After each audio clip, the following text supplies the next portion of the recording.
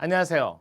오늘부터 여러분과 함께하는 정인영 기출문제 요거 한번 해설해 보겠는데요. 일단 기출문제 어떻게 할지 잠깐 간략하게 여러분과 함께 하겠습니다. 자, 전반적으로 기출문제 강의도 마찬가지로 한 60강은 넘지 않도록 최대한 노력은 하겠지만 그래도 분량이 적진 않을 거예요. 왜 그러냐? 좀 설명을 드리고 그 다음에 앞으로 기출문제를 이렇게 하겠다라고 말씀을 드리려고요. 자, 일단은 오늘부터 기출문제 해설 강의. 근데 이 기출문제 해설을 단순히 문제하고 해설만 하느냐? 그건 아니에요. 그래서 진도별이기 때문에 진도별 또는 기본 교재, 요 기본 교재 순서에 맞춰 가지고 하되, 다만 이제 그 분야별로 핵심, 그 핵심이라는 건 다른 건 아니고요. 시험에 출제되는 주로 시험에 출제되는 그런 영역을 중심으로, 요걸 중심으로 요약 강의를 좀 하고 요약을 정리하고 요약 정리한 다음에 근데 요 요약 정리하고 나서 문제 해설을 하도록 할게요.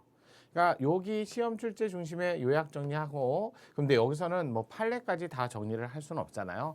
그래서 여기서는 이론, 그다음에 중요 판례 이런 것들을 정리합니다. 그다음에 최신 기출됐던 지문들의 특성이라든지 이런 것들을 정리해요. 그렇게 해서 여러분한테 좀 이런 것들을 이렇게 합니다. 그래서 그래도 이론 강의하면서 기출 문제 하면서 조금씩 반복적으로 한다면 아무래도 이론이 좀 탄탄해지지 않을까요? 그래서 이론 중요 판례를 하고 나서 그래서 이제 문제 해설을 하는데, 근데 처음에 한 파트의 문제가 10문제다. 그러면 처음 문제 1번 문제를 했을 때는 물론 지문을 다 처음 보니까 다 해설을 하겠죠. 근데 가면 갈수록 이게 쌓이다 보니까 몇 번 지문에 몇 번은 한번 나왔던 지문이다, 아니면 유사한 지문이다, 그러면 그런 지문이 조금씩 이제 반복이 되겠죠. 그러다 보니까 이제 1번 해설을 하고 나서 2번도 해설을 하고 나서 이제 한 3번쯤 되면 비슷한 지문이 있으니까 비슷한 지문이 조금 두세 개 있거나 또 취지가 같은 문제라면 이제 건너뛰는 거죠. 그러면 1번, 2번 하고 나서 뭐 4번을 한다든지 이런 식으로. 그래갖고 모든 문제를 다 완벽하게 하는 거는 아무래도 완벽이라는 개념보다는 반복이 좀 있을 때는 조금 이제 텀을 두고 해설을 합니다. 문제는 이런 식으로 해설을 하게 되고요. 네, 문제 해설을 하면서 여기에 지문에 있는 판례, 이거를 조금 더 이제 해설을 하겠죠. 근데 판례만 딸랑하느냐? 그게 아니라 여기서 관련 판례를 묶어줘요. 이렇게 묶습니다. 그럼 여기에 묶어갖고 두 문자를 딴다든지 중요 판례든지 이렇게 갖고 설명을 드립니다. 그럼 여러분들 입장에서는 요 핵심 정리하고 그다음에 판례 묶음을 요걸 좀 잘 정리를 하시는 게 좋을 것 같아요. 그다음에 문제를 풀면서 미리 조금 푸신다라고 하면 비슷한 지문이나 유사한 지문은 몇 번에 몇 번 때문에 유사하다 그래갖고 쭉 그래서 1번 지문, 2번 지문, 3번 지문, 4번 지문. 근데 요 1번 지문이 몇 번, 요게 5번이라면 4번, 3번 있을 때 3번에 3번 지문하고 유사하다 이렇게 써놓고 이렇게 지우시길 바랄게요.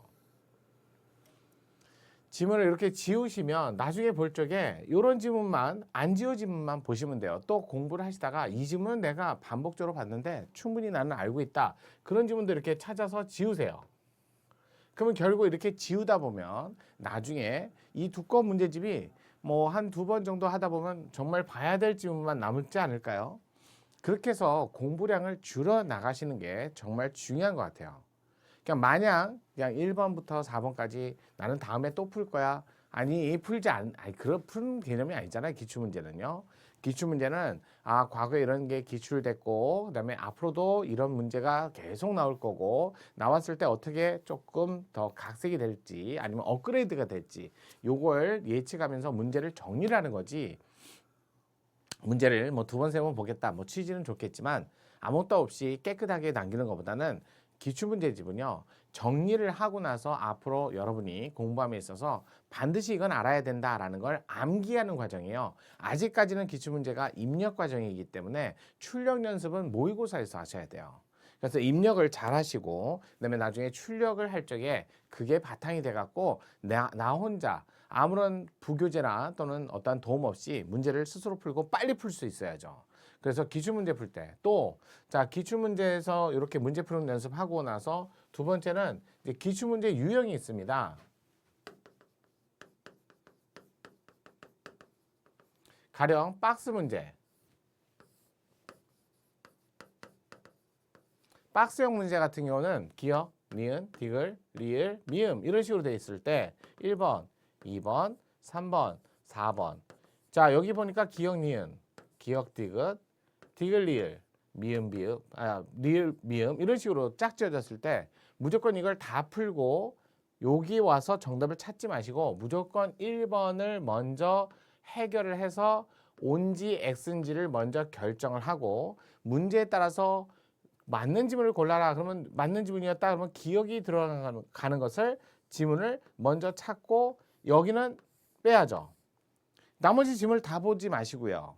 그러면 니은 디귿이니까 니은 디귿 둘 중에서 정답을 찾으라는 거지요. 그러니까 결국 박스형 문제에 몇 지문이 들어있느냐 그게 여러분의 문제 해결의 능력이 아니라 박스가 뭐가 돼도 두 지문 진짜 많이 해갖고 세 지문 이렇게 갖고 문제의 정답을 찾으셔야 돼요. 그래야 시간도 줄이고 빨리 끝냅니다. 이런 연습을 미리 안 해놓으시면 시험장 가서 분명히 실수를 하게 되고 시간을 많이 들이게 되고 결국 시간을 들여서 문제 풀어서 문제를 틀리기까지 한다면 진짜 최악의 선택이 될 수밖에 없어요. 기출문제집은 이런 연습을 하는 곳이에요. 또 문제 유형 중에 먼저 1번의 정답이 있는 경우가 있어요. 문제 유형 두 번째가 1번의 정답이 있는 경우가 있어요. 이럴 때는 정말 1번이 정답이다. 자신을 믿으셔야 돼요. 1번이 정답이면 밑으로 내려가지 마시는 게 제일 좋습니다. 왜? 1번이 정답인데도 혹시 몰라서 내려가다 보면 자기 스스로 자기 합리화를 하면서 혹시 3번이 아닌가 라고 해서 자기를 스스로 뭐한다? 마취를 시키는 거예요. 자기를 스스로 합리화를 시키는 거예요. 그러다 보니까 최면술처럼 걸려가지고 1번이 분명히 정답인데 나중에 3번으로 변경을 해요. 정답 변경. 그러고 나서 나중에 정답 체크해보면 1번이 정답이었다는 거죠. 이런 실수를 반복하지 않기 위해서는 적어도 1, 2번 안에 정답을 찾으신다면 더 이상 밑으로 내려가지 마시길 바라겠습니다. 이게 문제 두 번째 유형이에요. 그러니까 자신이 정답을 바꾸는 게 왜 바꿀까요? 끝까지 내려가서 바꾸는 게 아니라 1번, 2번이 정답인데도 거기다 체크해놓고 의심이 들어서 밑으로 내려가는 순간 자신은 분명히 정답을 바꾸게 돼 있어요. 세 번째 유형은 정답이 내가 공부한 거와 관련 없는 진짜 보기 드문 그런 구석특위 막 진짜 아무도 안 보는 막 법원조직법, 막 헌법재판소법 진짜 잘 안 보는데 거기에 막 법률 조문이 나와요. 그랬을 적에는 내가 모르는 지문인데 그러면 그냥 내려가세요. 정답을 체크하지 마시고요. 왜요? 대부분 4번 지문에서 굉장히 누구나 다 뻔히 알 수 있는 그냥 한두 번 공부만 해도 알 수 있는 그런 지문이 정답 지문으로 선정돼 있어요. 그런 정답 지문으로 선정돼 있는데 처음 보는 조문, 처음 보는 판례, 어려운 이론 이런 거 나온다. 사람 이름 나온다. 거기다가 정답 체크하지 마시고요. 맞아. 끝까지 내려가세요. 그냥 1, 2번에서 정답을 찾는다. 쉬운 지문으로 돼 있어요.